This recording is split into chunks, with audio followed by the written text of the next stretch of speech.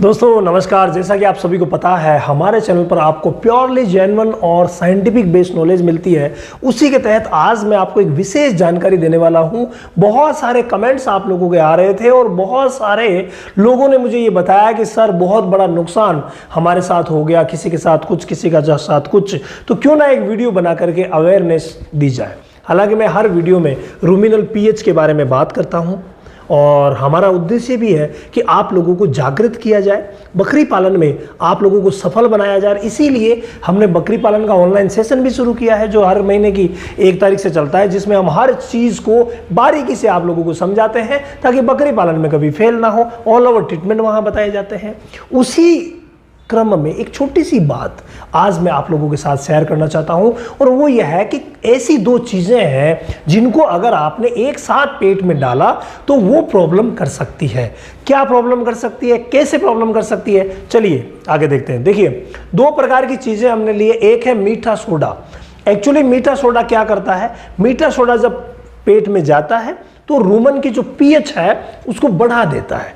यानी ये क्या काम करता है, ये पीएच को बढ़ाने का काम करता है। तो जब एसिडोसिस होता है यानी पीएच पहले से कम होती है, उस समय अगर आप मीठा सोडा देते हैं तो पीएच बढ़ जाती है। और ये एक प्रकार का क्षार है। क्या है ये एक प्रकार का क्षार है। तो क्षार जब दिया जाता है तो उस समय पीएच जो है वो बढ़ जाती है। यानी एसिडिटी होगी तो क्षार देंगे तो पीएच बढ़ जाएगी। लेकिन दूसरी तरफ आप देखिए वो है नींबू। नींबू क्या करते हैं, हालांकि नींबू जब यूटिलाइज होते हैं तो लगभग न्यूट्रल सा हो जाते हैं, फिर भी जब जाते हैं ना तो स्टार्टिंग में इनकी जो पीएच होती है वो पीएच बहुत ही कम होती है। यानी ये एल्कलोसिस में काम करते हैं, ज़्यादा पीएच में इसको दिया जाता है तो ये अच्छा वर्क करते हैं। लेकिन ये दोनों एक दूसरे के विपरीत हैं। नींबू ले लीजिए चाहे विनेगर ले लीजिए, विनेगर भी बहुत खतरनाक है। ये जामुन का सिरका ये भी बहुत खतरनाक है। ये दोनों की प्रॉपर्टी एक ही होती है। ये थोड़ा कम काम करता है, ये अच्छा काम करता है, ये कुछ समय के लिए काम करता है, ये लंबे टाइम तक काम करता है। तो इसीलिए आप इन दोनों में से एक दीजिए और यही दीजिए। ऐसा नहीं हो कि इसके साथ आप ये दे दें। यानी कि पीएच को ऊपर डाउन अप डाउन करने वाली जो चीज़ें हैं, अगर दोनों को आप साथ देंगे तो बहुत बड़ा नुकसान हो सकता है। कई बार बकरों की मौत भी हो जाती है।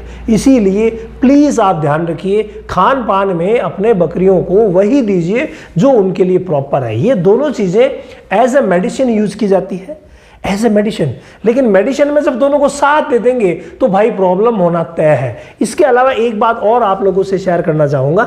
अगर मान लीजिए रूमन की पीएच पहले से ही ज़्यादा है और फिर आप ज़्यादा करने वाला देंगे तो भी नुकसान हो जाता है। इसके अलावा यहाँ देखिए रूमन की पीएच पहले से ही कम है, यानी एसिडिटी है, एसिडोसिस है, और फिर आप ये दे देंगे तो वो भी मौत का कारण बन जाता है। तो इन चीज़ों को ध्यान में रख करके और फिर आप जो देसी दवाएँ हैं उनका इस्तेमाल